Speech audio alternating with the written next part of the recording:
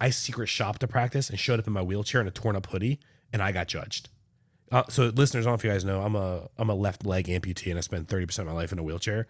I've had docs say things like, these people are less than human. These people, like they're not coming in because they want to waste your time, bro. Yeah, we been coulda started, but it's never late. Do it for my kids, yeah, let's set it straight. Do it for your kids, gotta set it straight. It's time to regulate. We need change now. When I present, I draw confidence from two places. And I figured this out, and I'll tell you the story the first time I ever presented. And it was a doc who's been with us now 5 years, and I love the guy. When I go present, I draw confidence from two places. One, guys, listen to this if you're listening. Every single person on this planet needs you. That is a target-rich environment. The scarcity mindset of the dentist down the street, you are missing the size of the ocean with all the fish in it. So one, I know the person in the chair needs me. Two, every single person on this planet has some level of dental anxiety. Nobody wakes up in the morning and goes, man, I can't wait to hear a drill next to my ear. 0 people say that. They might not present it to you, but it's there. So this individual I'm going to present to, I'm going to spend $30,000 in treatment. One, they need me. Two, they overcame fear to be here, the greatest resistance barrier. I hate when docs say this to me. Oh, all you gave me were tire kickers. Listen, you're not the local Chevy dealership. You do not have the new Corvette. No one wants to test drive your ADEC chairs. Okay? Every single person that makes it to your chair wants treatment. Didn't say they can afford it. I said they want it. The tire kicker mentality blocks you from seeing all that. And when I go present, I'm like, this person needs me, this person wants me. I walk in, I'm confident. Like you're like that's the best sales scenario I've ever been in for sales. You're putting someone in front of me who needs me and overcame fear to be here. All I gotta do is be confident, explain their needs, offer options for them to pay affordably, and if they can do it, they'll do it. And I think I think you have to understand that. Like, I think when you're walking to the operatory, you have to remind yourself of that before you break that threshold. Like I literally, when I present live, I say those two things to myself. This person needs me. They overcame fear to be here. I can go in. And the moment I realized that, Energize had like maybe 6 to 10 clients. Like, this is early Energize. And I never live presented before, ever. And I won't get into the details of the practice, but doc calls me on a Monday and says, hey man, this isn't working here.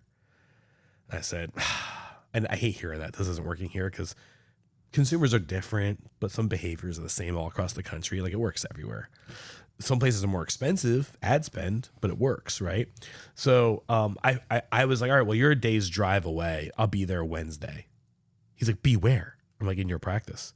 So I got there and the staff's like, oh, it doesn't work here. All these people are bad. I'm like, oh, and then at lunchtime, I did an audit that morning. They had $30,000 in collections from us in like the last 45 days or something. I did a lunch and learn. I said, everyone tell me how bad Energize is. How much money have you made off of it? And like one assistant's like, oh, not $1,000, 0. Like everyone, I'm like, what if I told you it's $32,000? And like, that's impossible. I started listing patients off. And they're like, well, that's not an Energized patient. That's not an Energized patient. I'm like, what's an Energized patient? They're people. And they're like, well, bad ones. I'm like, so you have labeled them bad. And what you've said is there's no way these good ones could be Energized patients. So that afternoon, preconceived biases in communication. Oh, 100%. And that's so, I'll tell you another story. I secret shopped to practice and showed up in my wheelchair in a torn up hoodie, and I got judged. So listeners, I don't know if you guys know, I'm a left leg amputee, and I spend 30% of my life in a wheelchair, and I secret shopped to practice on purpose because I knew they were being biased and that was near me. It's kind of cool. His prosthetic actually has a rocket launcher on it. It's actually a pretty cool prosthetic. So going back to the bias, where was my thought train? So you wheeled in. Oh yeah. So let's. We're talking about the old practice. And you said, so okay, I'm there. Judged them. Yeah. So they're already judging them. And that afternoon, a staff member, I've had docs say things like, these people are less than human. I've had docs say things like, you put a straight crackhead in my chair. Like, they say these things that are very judgmental, and these people just want help. And you guys are medical providers, right? And I say we sometimes because I'm part of the process, right? So a statement like that was made about a patient, and I'd never presented before, ever. And I said, well, give me the chart. And the person looked at the owner doc, and said, can he do that? And the owner doc's like, he can do whatever he wants. You apparently said they're worthless. So let Matt go try. And I'd never done it before. I had never presented ever before in my life. I walked in. She wasn't lying. Lady was in recovery, but she was sweet. She was getting her life back together. She needed us. And I said, why are you doing this all of a sudden now? Like, why are you pursuing snap-in dentures now? She goes, my boss told me he would pay for it up front and take it out of my paycheck. And she's like, Wow. I've been to 3 or 4 dentists, and everyone judged me. And she's like, you're the first person I've dealt with that was actually interested in me. So I'm going to do it here. Absolutely. Next day, $20,000 check in snap-in dentures. And I'll be transparent. I didn't know how much snap-in dentures were because I never brought the price up. Like, I didn't know. I just was focused on her and how she wanted her life changed through dentistry. And then when she said, yes, she'll do the treatment, and she wanted what doc wanted, I went back out and like, how much is this thing and how do we finance it? And I went back in and put the financials together, but I actually never brought the price up. You brought something up there, and honestly, whenever you were talking about the judging the patients, like I just felt sick in the pit of my stomach. I grew up in abject poverty, and I know what it's like. Obviously, I do well now, right? But I know what it's like to pull out your credit card, and inside of you, you cringe going, do I have enough in my account? I know what that's like. And there is nothing worse than someone who has the help you need refusing to give it to you because you need it. Yeah, or refusing, or like, that's flat out what they're doing. Yeah, or like just judging someone and devaluing them and not giving them the effort they deserve. Yeah, right? Absolutely. Like it's like, okay, so, I had another scenario where a doc called me and said, hey, there's a guy here. He's got holes in his shoes. Took an Uber to get here. He's a professional window washer. You're wasting my time again. And I was like, just present the guy treatment, please. I was like, listen, he called me before the consult. I'm like, listen, doc, treat him like everyone else. Don't treat him any different, please, and present treatment. Well, he called me back and goes, Matt, you're not going to believe this. I won't say the team or anything because I don't want to give away the doc. Mm-hmm. The brother of the patient is a professional football player, and he just called with his credit card and is paying for all this treatment for his brother. And I'm like, yeah, man, these people, like they're not coming in because they want to waste your time, bro. Like they're overcoming fear, and these people that need all this work are high dental anxiety. If they make it to your chair, now the problem is the highest value patients are the hardest to navigate because 1, clinically they're complicated, and 2, personally they're complicated. So I had a patient. He came in and he was wearing torn overalls. Okay. And he looked unkempt. Yeah. So I sat down with him and I asked him, hey, why are you here? It was a free consult. And he wanted veneers, upper and lower. I said, well, okay. I never once said, are you sure you can afford it? And I said, okay, there may be other ways we can treat this. Would you mind if I take a look inside your mouth and we can kind of discuss what I see together? Yep. So we go through it. Sure enough, veneers and ortho were pretty much our 2 options there. It didn't have a whole lot of decay. And I said, okay, well, here's where we are. And, here's our monthly payment for that treatment. We can get started tomorrow if you'd like, or if you can come back after lunch, we can get started today by taking impressions and do models and stuff. And the guy says, well, I don't want to know about the monthly payment. I said, okay, fantastic. Here's how much the total is. And he said, can I get 5% off if I pay in cash? For sure. Pulled out an envelope with $100,000 in his front pocket. And he told me that same story about being judged. Yeah. He said, I've been to 5 dental practices, son. I said, keep doing what you're doing. And it was because I just treated him like a person. 2 other judge stories. He was a chicken farmer, by the way. Well, so when you said farm. overalls, I'm going to say farmers got money. Yeah. 100%. Farmers got money. So you got to remember too, like So we're judging these people. Okay, so my second slide. He came in those overalls specifically to see if someone would judge him. Yeah, I don't want to get off. I want to tell you two other judging stories. But like, in my second slide, in my training, there's what are the sources of the fears and anxieties? And one of them is embarrassment, right? Guys, you work in the temple of perfect smiles. They don't need you judging them because they're already intimidated coming in because they know you are the judges of smiles. And this is the other thing. For some reason, all of you that work in a dental practice have perfect smiles. You don't. I don't. Right. But when I first started working in dental, I have a giant head and a tiny smile. I was self-conscious. After a little while, I could have cared less. Right? So, like, they're already prejudging themselves. They don't need you judging them. No, absolutely not. They're going in there intimidated. Like, they're going in there like, these people have great smiles. This is the temple of smiles. And I'm bringing the most imperfect thing in here that I'm so embarrassed by that I cover it when I'm eating Thanksgiving dinner with family. They don't need your judging. And those individuals, they want their smile back. So I'll tell you two other judging stories. One was here in Houston, in the center of Houston, actually. I used to travel and present live a lot. After I realized, like, this is easy. I can do this. I would go into a region where we had like 12 practices, and I would visit a different one every day. And I'd average, this is a true number, I'd average about $100,000 a week in closed treatment, all financed, all paid up front. And I was at a practice here in Houston, and there's an older African-American lady, never forget her. And this story's in my training. I said, which payment option is best for you? She said, oh, Matt, I would finance, but I have bad credit. I said, all right. I asked, she was in her 50s. And I was like, ma'am, what makes you believe you have bad credit? She said, I had a car repossessed in my 20s and never paid those people. I'm like, ma'am, you're in your 50s now. She goes, okay. I'm like, do you have a credit card you pay good on? She's like, I do every other month. I'm like, well, I have a credit app filled out right here. Sign it, hit submit. I'm not the bank. You're not the bank. Let them make a decision. She got financed for Snap Indentures. That lady hugged me so hard. And what she told me broke my heart. She said that every practice she went to, she said bad credit. They said, have a nice day. I was the only person to ask one question if they're bad credit. First of all, I don't care what they say. You're not the bank. Do a credit application. One, it doesn't hurt. It does not hurt your credit. Two, it's all no prepayment penalty, right? There's no reason to not do a credit app. People will surprise you. People do not know what their credit is, and none of us know what the underwriting standards are at that given time with that creditor. This week. Yeah, they change, right? So do a freaking credit app. Just have one ready and do it. 100% agree. And it needs to be the first price you present is a monthly payment. Or whenever you or if you're going to talk about a big price, you never talk about a big price without a small price alongside it. Right. Yeah, like you never talk about like anchoring. Yeah, like you never do. Like you just don't. And going back to the sticker shock problem, okay? If you present a small number alongside a big number, then the sticker shock is lessened.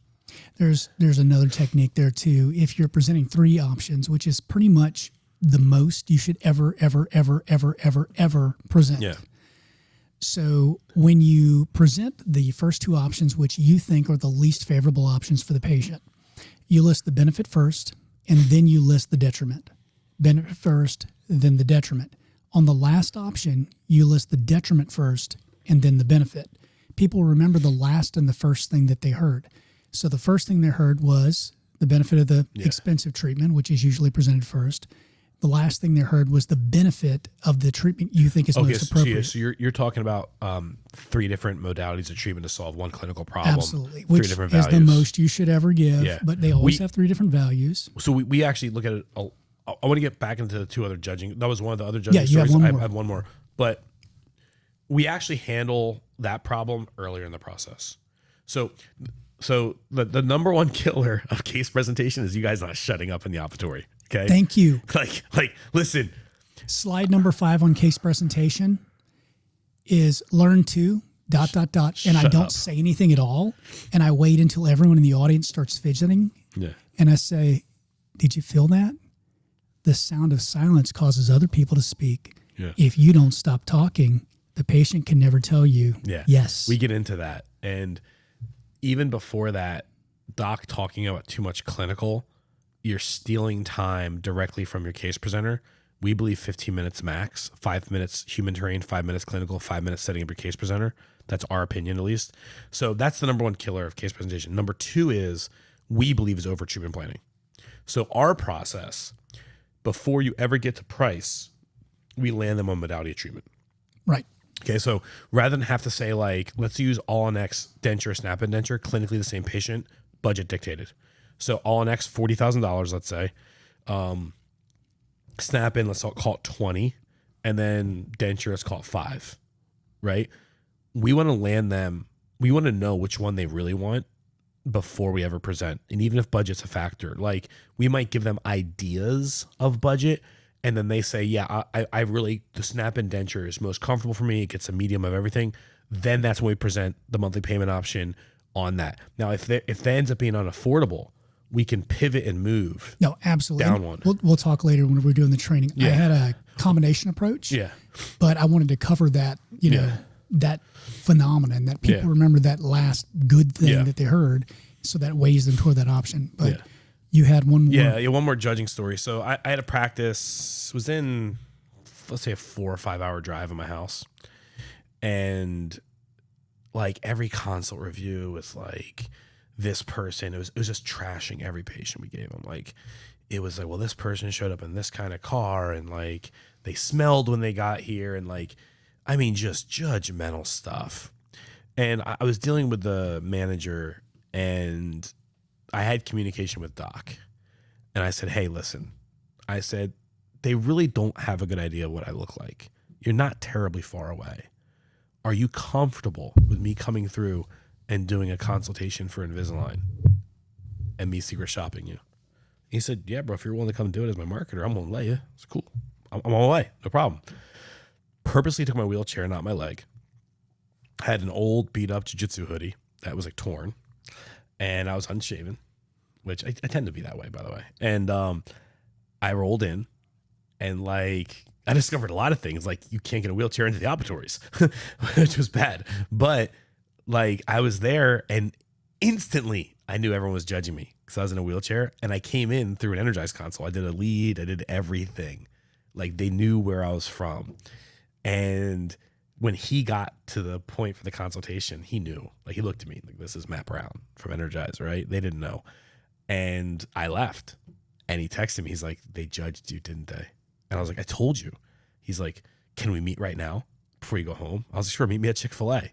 We went to Chick-fil-A down the street and talked about it. He's like, I heard you telling me this. You're so much nicer than I am. Yeah, I'd have met at the office with the entire staff. Well, so I did. So what happened was, is after we talked about that, I showed back up for a training, and they instantly recognized me as the guy in the wheelchair, and they knew. Did you pull the, how do you feel right now? Yeah. Because that's how you made me feel as a patient walking in. Or rolling in.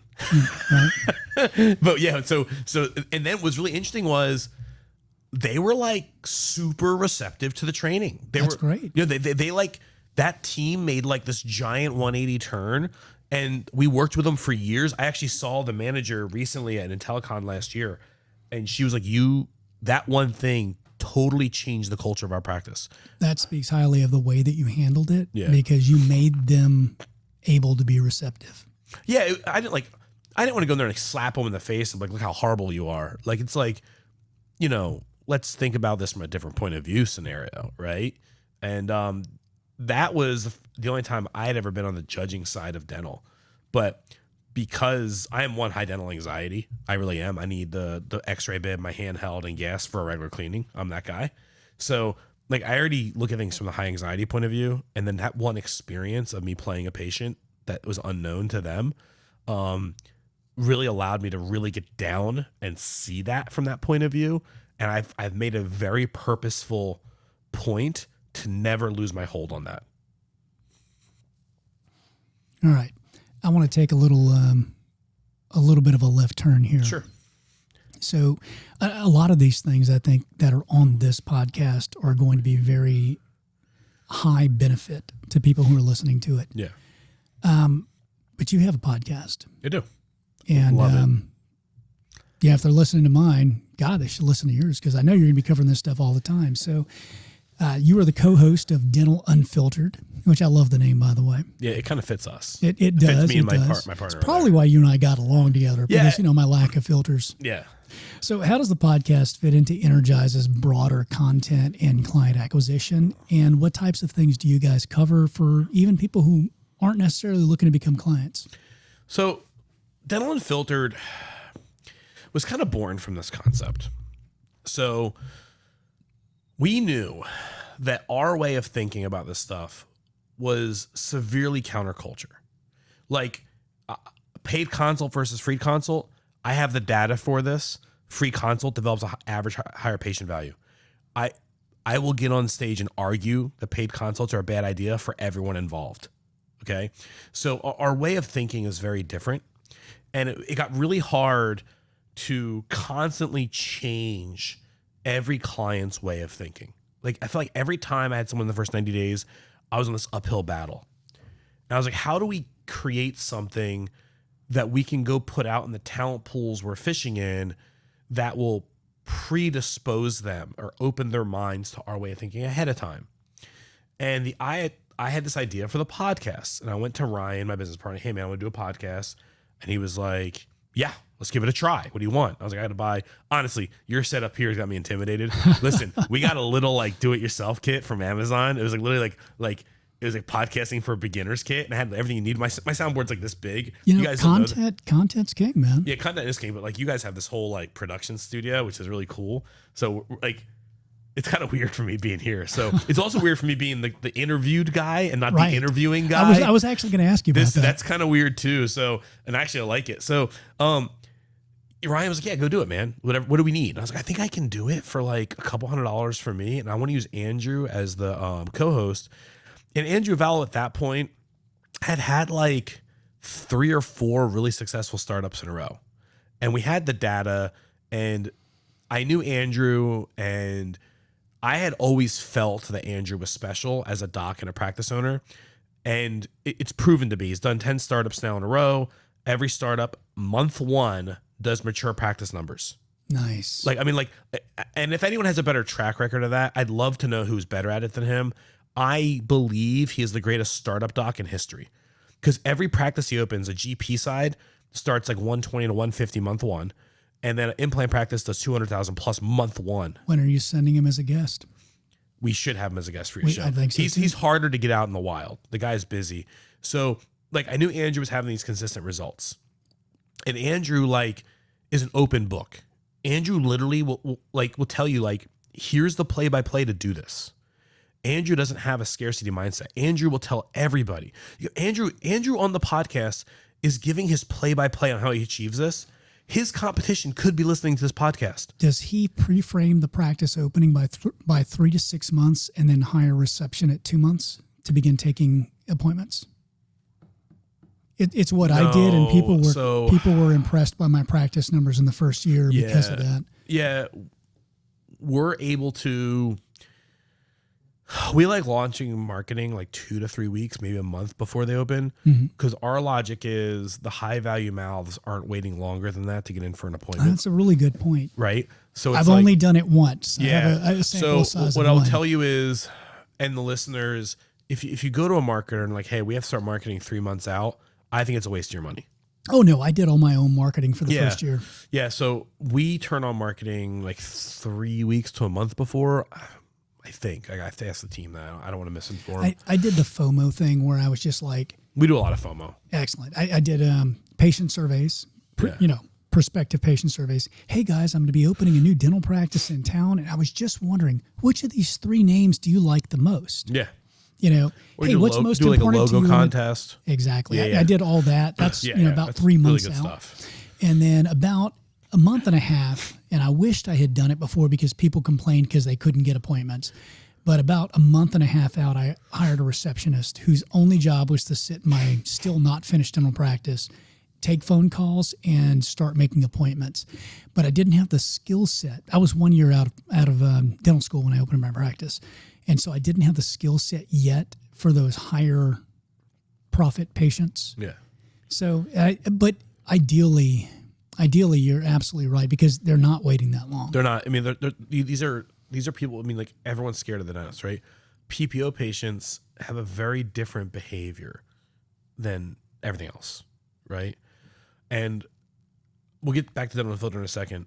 It's like next to impossible to market for PPO patients, just so you know, because the way they start their journey is sit down with an HR person from a list and pick someone based on mileage from their house. It's hard to get ahead of that. Yeah. If you're doing heavy marketing, it's going to be patients with high need and high anxiety. Just that's Dude, you know, I'm a fee for service, dyed in the wool guy. Yeah, no, I am too. Like I think we should have like a day in November where every single dental practice refuses to process insurance for one day. And I think that insurance companies would finally wake up and say, okay, we got to reimburse more for hygiene. But anyway, getting back to dental unfiltered. So like, we're like, all right, we have this idea. We wanted to make sure it wasn't part of Energize. Well, what we disliked, me and Andrew, was every podcast we listened to. They're trying to point you to their business. Yeah, it's like, it's a promotional tool for their business. It's not an investment in the community. Or it's a dentist with a podcast trying to sell sponsorships and doing product plugs and reviews. And we just... But this is actually a great opportunity. Matt, are you a paid sponsor? No. And Okay. I don't allow them on my podcast either. I love it. Yeah, we like, there's no pay to play. We've had big companies come to us and be like, Same. we want... And I'm like, no, absolutely not. So... My integrity comes at a very high price and they can't afford it. Yeah, when me and Andrew talk... We want to be able to talk from like a very strong point of view if we believe in X, whatever it is, whether it's a coach or like a product or a process or a system. We want to be able to say it from a point of view of confidence and really believing in it. So there's no sponsors, zero. But the main reason for it was to create a source to go to change from scarcity mindset to plentiful mindset, and being data-driven and results-driven and not emotional, and focusing on the business growth part of it and what really matters and the right metrics. So Andrew does this thing every time he does a startup we call State of the Startup. I think we run it for about 3 months after a startup. And he releases all his printouts from Open Dental so you can see them. And he talks about what he did to get there. I mean, step by step.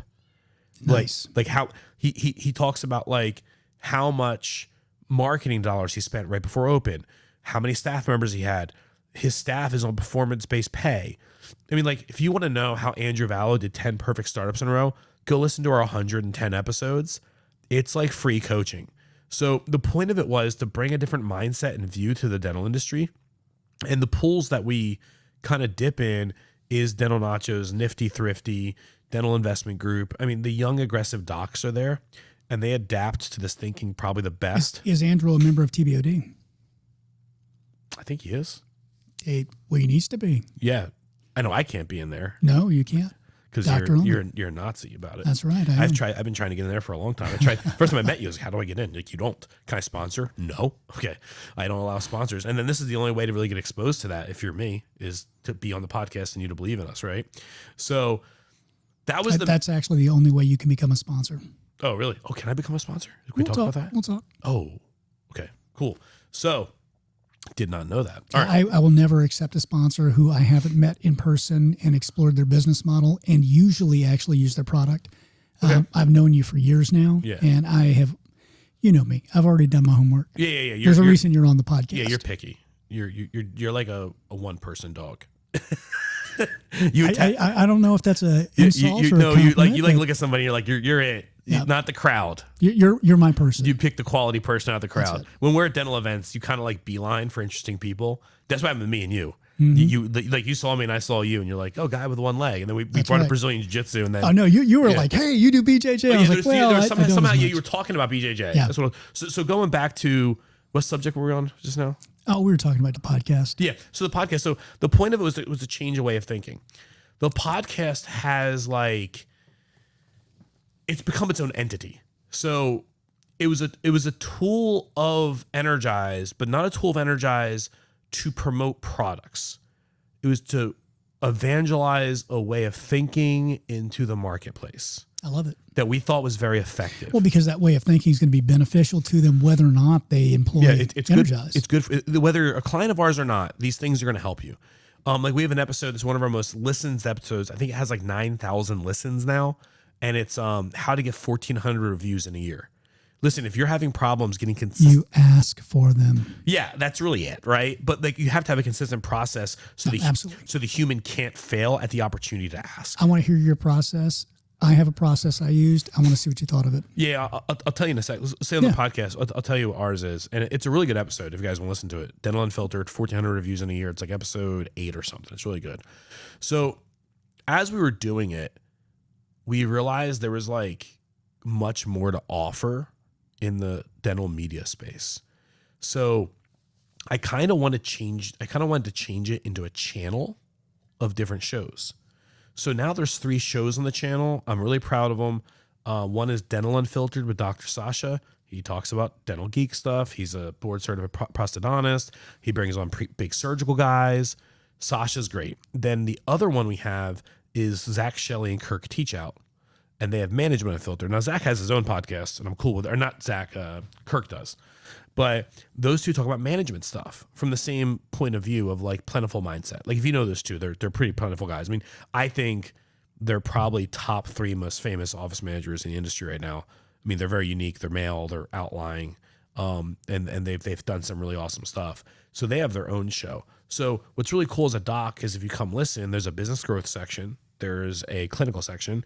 And then why I think docs should listen to the Management Unfiltered section is Zach talks a lot about what your relationship with the manager should be, which I think is really honestly muddy in our industry. There's so many different ways it's done, and there isn't a clear view of what accurate and what like a productive relationship is like.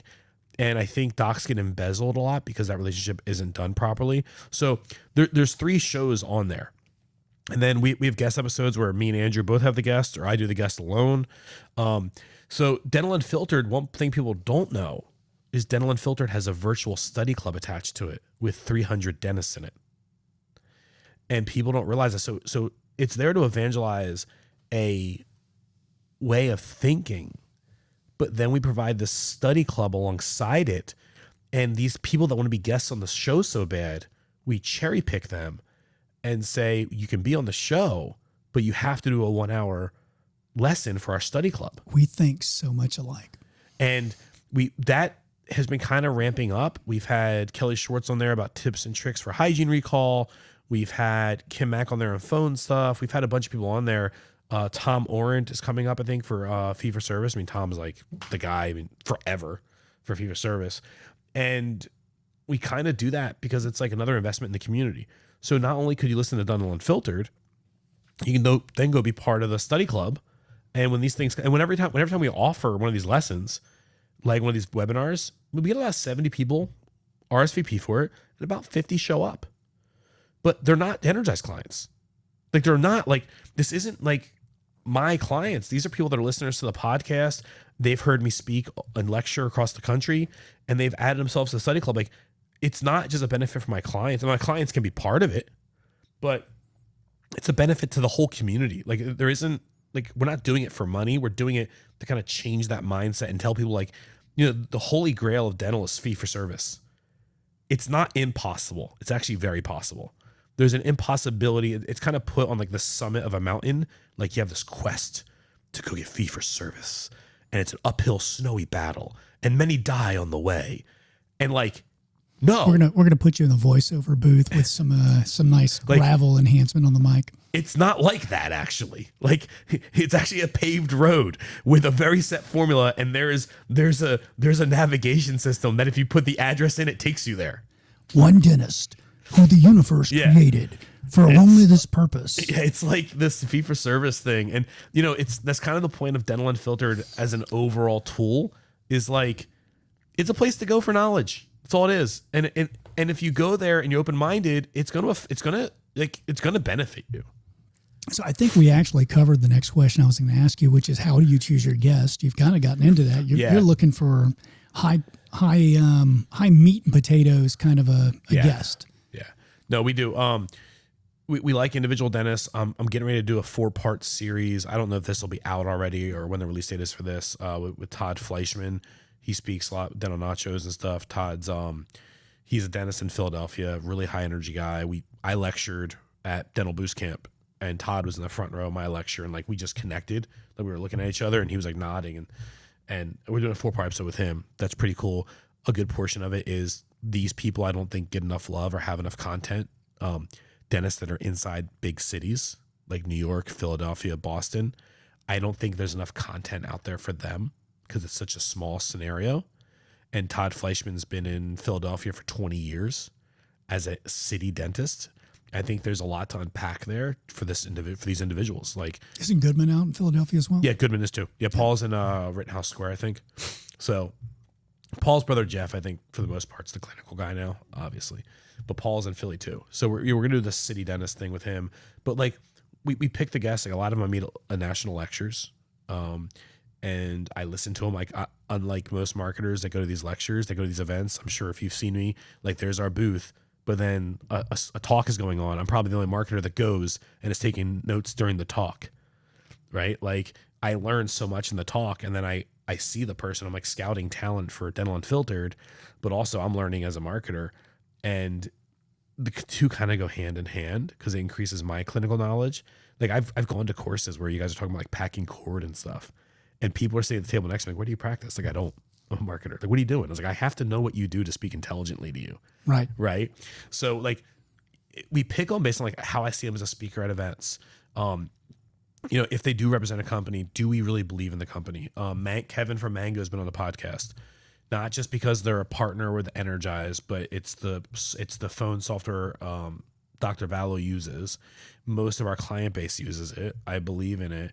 And when he came on, the rules were very strict. He could not product place. I was going to ask him questions about technology, about AI and dentistry, that kind of stuff. And it wasn't product placement. So we pick them on a lot of criteria, but number one is, you get right down to it, is they have to be able to contribute something that I think the audience will benefit from. No, absolutely. I think one of the most important things for a podcast guest, at least, and I'm guilty here because it's my podcast and I don't care, I'm selling to me. I like talking to interesting people. Yeah. And I think that's the most important thing when you're bringing someone on. Do they have a story? Is that story relatable? Can your podcast listeners take something away from that to make their lives better? Yeah. No, I think that when you come at it from a point of view of like trying to invest in them and stick to, is it interesting? A lot of magic can happen. When you're planning the podcast and you're trying to figure out from the beginning how you can sell X amount of sponsorships, the target's wrong. Now, listen, I could tomorrow say I want to monetize Dental Unfiltered, and I will have 15 sponsors right away. Yeah, absolutely. Because we built it the right way. We're never doing that, to be clear. It's not happening. I went through that stage where people who are sponsors of TBOD, people I'd used before in my practices, yada, yada, they'd say, hey, can I come on the podcast? And my intention was always, yeah, I'll bring you on and we'll talk about who you are and we'll mention your company. But without fail, every single one of them wanted to talk only about their offerings and they wanted to sell. And so I stopped doing it because, when you make the rules clear and they don't follow the rules, it's when you do our webinars for us in the virtual study club, I ask for your content up front, and I'm really clear about it. It can't be a product pitch; it has to have substance. Yeah. I teach at the study clubs around the country for the American Academy of Clear Aligners, a really great organization. Galler does a great job over there. And when we first wanted to visit the study clubs, they were apprehensive, and they were like, we only get X amount of hours a year, and we don't want a sales pitch taking up one of those hours. I said, all right, I get it. I promise you it's not a sales pitch. It's going to be informational. And I did 1, then I did 2, then I did 3. And when I did number 3, I did this guy, Ron, in Michigan, and he was like, that was amazing. And then they had called and said, we understand that that's very investment into the practices, and we're really thankful for that. And they opened up the doors for me to freely book through the study clubs now. They've had really bad failures with marketing partners. And when we came on, they were going to give up having a marketing partner totally because of how bad the experiences were. And they're like, you're our last shot. After this, we're done with marketing partners. We've been their marketing partner now 3 years in a row, which is a really big deal. And they trust us going into their study clubs. And that really meant a lot to me, because that means we're definitely on track to being informative and investment based, not based on a sales pitch. But I will tell you though is, after those lessons, like I get 5-6 docs walk up that want demos right away, because they just see the intelligence in which we do things in the training. And like, well, if this is their training, how good's their marketing product, right? It's awesome. So no, it's 100%. yeah, and that kind of goes back to like the interesting and doing what's right thing. Growth and metrics. What specific metrics do you track to measure marketing effectiveness and practices? And what mechanisms should the dentists be looking at? Because, it's the old story. Oh, my website company or my marketing company tells me they're sending me this many leads, but some of those are my previous patients, yada, yada, yada. Well, let's talk about the beginning of the dental relationship with that, and then talk about the metrics that don't matter. And we'll get to the metrics that matter. Well, at least don't matter to me. So, I think as a dentist, if you're going to deal with a marketer, okay, I think you have to define to them the metric that matters to you. And then they can explain to you the significance of that metric or not, or they should be able to, and maybe shift your mindset on it, or they'll embrace that metric as the definition for success. One thing that's really horrible is you don't set that standard. Like, the one I hate that happens all the time is quantity of new patients a month, which is important, but you can get 50 prophy patients a month, or you can get 25 implant patients. Like the quantity of patients per month that are new, there's some nuances and details to that. It's not just one blanket metric. Yeah, but the reason that metric's important to so many people is because their back door's open. Oh yeah, exactly. They're not closing they're not. That was. So I think that's a trouble sign right there. Yeah, whenever their first thing is new patients, and that's what it relates to. Is they know they're hemorrhaging patients, right? They know it. They have an idea. So I think first, as a doc, it's really important to talk to your marketer and clearly define the expectations. When yours, like what you want as a doc, right? In our process, we ask a lot of questions and we get it out pretty easily. So that's number one. So now going down pipe from that, metrics that matter.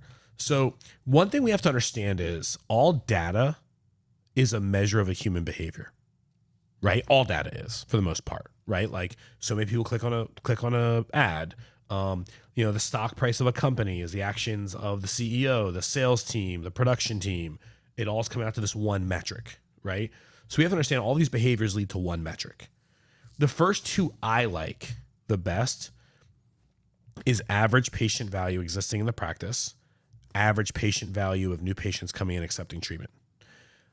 After that, it's revenue increase, man. It's revenue increase, okay? The only reason I like those two metrics first is those two metrics are going to tell you a lot about what's happening in the practice.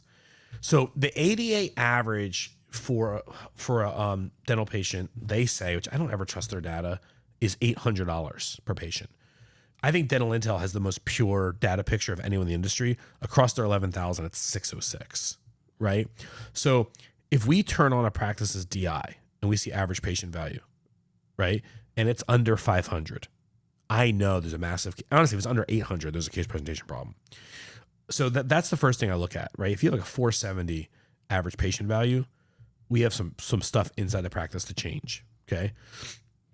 Next is and it also like kind of shows like I say I do implants, but I don't really do them. Like you can see that some modality, like that number, if you understand all the behaviors, there's a lot in that number. Like if you look at average patient value and unpack it, PPO culture is in there, not presenting enough is in there, not doing enough financing options is in there, patient retention problems are in there, not rescheduling every appointment for hygiene is in there.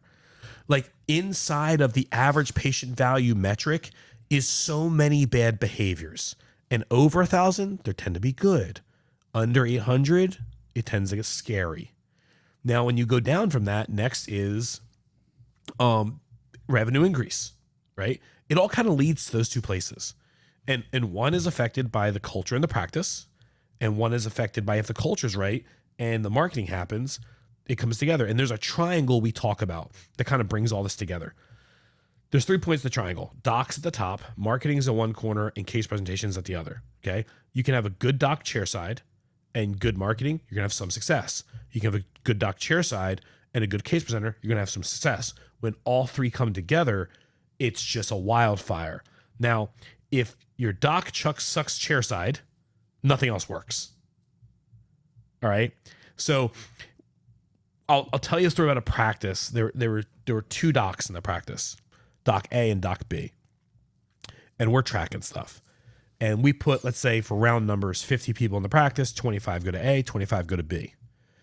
B converts everyone for an average patient value of X. Not everyone, but converts people, right? A converts next to nobody. The few he does convert is lower average patient value. So there's a cultural difference between both docs. Doc 1 wants to get it out of the practice. Doc 2 wants to keep it because his pay is going up. So I end up on the call with Doc 1 and Doc 2. And I knew the problem was Doc 1's chairside manner. Like just looking at average patient value he was producing, what wasn't converting, he was getting rejected. Patients didn't like him. So we're on the call, and I try to figure out, like, on the human side stuff about Doc and kind of like highlight, like, this is your normal life and this is where it's transferring into the operatory, and this is where we got to create a different persona for you in the operatory maybe, or work on some coaching. And I asked the doc, he was in mid 40s. I said, hey man, just follow these questions with me. Are you single? He goes, yeah. I'm like, how do you feel about dating? He goes, I hate going on first dates. I said, okay. I said, these are people who are terrified of you going on first dates with you. He's like, I didn't want to be a salesperson. I'm like, but you are. Right? And he was like, what should I do? I was like, go get a dating app and start swiping left and right and get good at first dates, man. I mean, like that's the problem, right? And that Did you fix his whole life, but is he like married? And no, I didn't. Kids So now, or? Actually, what happened was, like I said, I don't want to say the name of the practice or who these people are, or what location they're in the country. About 6 months later, the other doc called me and said, I'm leaving that practice and starting my own and moving you over there because I realized I'm going to be carrying this guy my whole career. Yeah. That's what happened. I had a patient on this note, not patient, rather. I had an associate. I've had several for my different practices. And I always suspected this person was either manic depressive or bipolar or something. And based upon their mood that they came to work, that was their collections that day. Oh, 100%. And yeah. I think people don't realize just what a difference that makes. So this is like the DNA of this, the skeleton of it. Patients coming in a heightened fear state, they're getting in the chair. You have 15 minutes to transfer emotion to them, get them comfortable, and move their mood. If your mood is not there, just stay home. Yeah, I agree. Just stay home. Don't come in, because you're more than worthless. You're killing the vibe. You're a detriment. You're a detriment. Yeah, I was gonna say you're a cancer. I mean, like, no, absolutely. Because what happens is docs. Sometimes the statement's made that docs are the clinical leader of the practice. I think we have to understand that, clinical or not, the entire practice sees every doc as a leader, not just clinical. Like, the last doc's questions have nothing to do with clinical. I've seen it, right? So when you're the leader and you bring that bad mood in, all of a sudden your assistant, your number one, has a bad mood. And then when you're going to do hygiene checks, it's going to spread through the practice, man. So, like, just stay home. Or when you get there and you break that threshold, just say, I got to leave this all aside and create a new persona in the practice. So I had a very small team, and they stayed with me for a good amount of time because I gave them a lot of freedom within very set parameters, right? Yeah. Parameters are something we're going to talk about in a couple of seconds here. But my team knew they had a code word that they would use. Okay, we teach something like this. Okay, hear this. Hey, Doc, are you going to Dallas this weekend? So I had a mentee who was actually an MD, and he was in a sorry, Matt's got a little cold right now. I'm sorry, guys. I'm fighting a sinus infection. I apologize. So they had the power to tell me when I was going overboard. So I had a mentee named Dallas, and he told me once the enemy of good is great. He was an MD who was going into a cosmetic residency. He decided he wanted to go to dentistry because he didn't want to be a slave. Yeah. And so they would just conversationally, chair side, if I'm going overboard on number 8 and 9, which I was likely to do, they would say, hey, are you making a trip to Dallas this weekend? And I knew, that's it, I'm going overboard. They had the ability when I'm talking too much, because I told them silence is a seller. Yeah. They would say, Doc, did you make sure to check the autoclave this morning? I'm sorry to interrupt. And I knew I'm talking too much. Yeah. We had a whole series of codes. One day, I came into the practice. I had just a wonderful, wonderful night. Yeah. Didn't sleep well. I was in a bad mood. Go into op 1. Patients are already there. I was running late, which I never did. I was always 30 to 45 minutes early because I like to check a lot of different things, before I start practicing. And my lead assistant came up to me and she said, "Go home." I said, "What?" She said, "You're not feeling it today. You're not helping anyone." And what did I do? You went home. I went home. Yeah. And I went out and I personally apologized to the patients and I said, "Hey, I'm feeling a little ill today." I wasn't ill, but I wasn't in the headspace to be helping other people, their lives. Especially people that are in fear of you. Exactly. Yeah, it's a critical thing to recognize that. We have a concept, I won't get into details about it, in our training called on stage and off stage. And it's a very similar proactive mechanism to maintain the mood of the practice. And, people think they have, we'll go with one thing and then we'll go to the break. People think they have an amazing patient experience. I will say that most practices have a pretty good patient experience, pretty good. When we do things with intentionality, good becomes great. If you had let the mood of the practice happen by chance without any intentionality, you would have stayed that day. Because you had a proactive mechanism and your entire team knew that you are sensitive to the mood of the practice and everyone felt comfortable enough to correct anyone at any given time, you maintained the mood of the practice with a level of intentionality, which I bet your patients were more comfortable because you guys were aware of that. Most practices aren't even aware of a process or a system or strategy for that. And that's part of our case presentation training is proactive, intentional maintenance of the mood of the practice. Hey, man, once again, I wish I had known about you. Well, I wish you had existed whenever I was in practice. Actually, early in practice, it would have saved me years developing all these strategies. I'm going to ask you one more question before we go to break. What systems or reporting dashboards do you teach practices to monitor production collections, membership adoption, things like that? So easy. And more importantly, how do you help clients implement? Implementation, extreme ownership, and follow through. Those are the 3 skills I think are most necessary to run a good practice. So let's take the metrics, dashboards and stuff first. Of course, dental intelligence. Right. If you're on the big 3, right? You're on Open Dental, Dentrix, or EagleSoft. If you do not have DI analytics, you're making a mistake. And I'm not just saying that because we're their 3rd largest industry partner. We're like, I think this is a true statement. We're the 3rd biggest consumer of DI outside of DSOs. So we believe in it so much. Okay, we're the only marketing company, I think, in the space that buys all of our clients on our heavy growth product. We buy and provide them DI. That's how much I believe in it. So I'm not getting paid by DI to say this.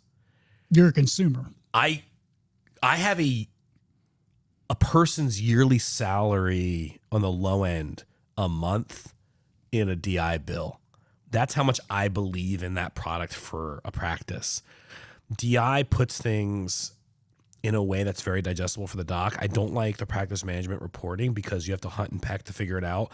And you end up printing things out and doing your own math with a calculator and a pen on these papers to get the metric you're looking for. And you might be doing it wrong or interpreting it wrong because you're not an actuary, you're not a data person, right? DI is a $500 million company.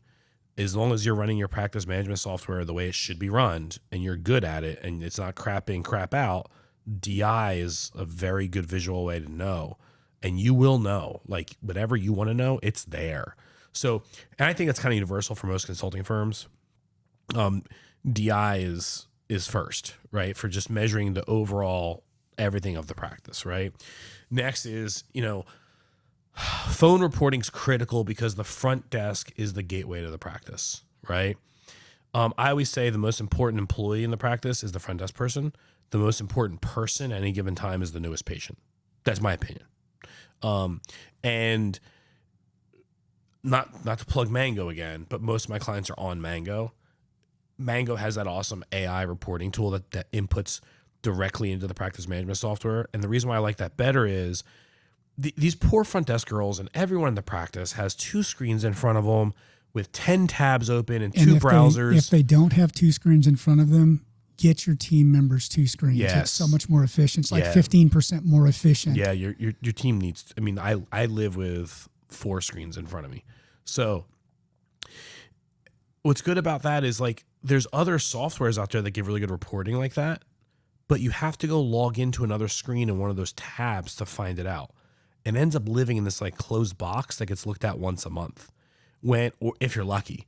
When it inputs into the practice management software, and Mango has, I believe this is a true statement. They're the only company that has integrations with every single PMS, Oryx, Curve, Archie that we both have been involved with.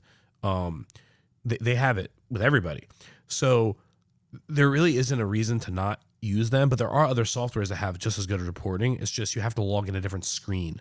The fact that it ends up right in the practice management software means that I think the data will get digested more because it's put in front of your face while you're dealing with the patient. I think the data, if you're paying $400 a month for X service and $400 a month for X service, I think when X service is putting it in their own software they have to log into cloud-based and it's an extra step, the value of that $400 isn't the same as when it's put right in the practice management software and you can't avoid the information, right? So one, you need some kind of call reporting that's consistent. You need to have a way to grade and gauge these calls without listening to phone calls. Because I believe even your untrained ear as a dentist will think this phone call went great, but does a phone call expert think it went great? And with most of these reporting softwares, especially Mango's, they have like a thing for the sentiment of the phone call, right? So it's like, I think one is you have to be able to measure the growth in the practice on lots of levels, patient gain loss, reappointment rates, A&R problems, and that is all DI. And then Mango or another service, you need to have really good call reporting coming in because that's the doorway of the practice. So you have the after the door and you have the door forward, if that makes sense. I think those two things coming together is really good. Our reporting for marketing is really unique where you can see the ad, you can see the investment, you can see the return on investment, and you can click on a number and see every patient that came from it and what their collections was. And then you can see the time of day they clicked on the ad, what the ad subject was, and you can see the entire communication profile from our communication center. And I think when you combine those reportings, I think it's very easy to latch onto certain KPIs because you realize, oh, well, average patient value is affected by marketing and affected by this, and then the phone calls are going good, so these people are making it through. We literally had this happen where, to go back to Doc's untrained ear, Doc sometimes goes, man, my front desk girl, she's the best. We hear that all the time. And I'm like, cool, what makes her the best? Oh, she's good, Matt. She's good. Okay. Well, what they're saying is she shows up on time. She takes the trash out. She cleans up. She does a little checklist at the end of the day. But is she good on the phone? So we had a doc in a scenario with a front desk person where she was apparently a god on the phones. We listened to the phone calls. Not 4 phone calls in. I'm interested in implants. Oh, you don't want to do that. They're expensive.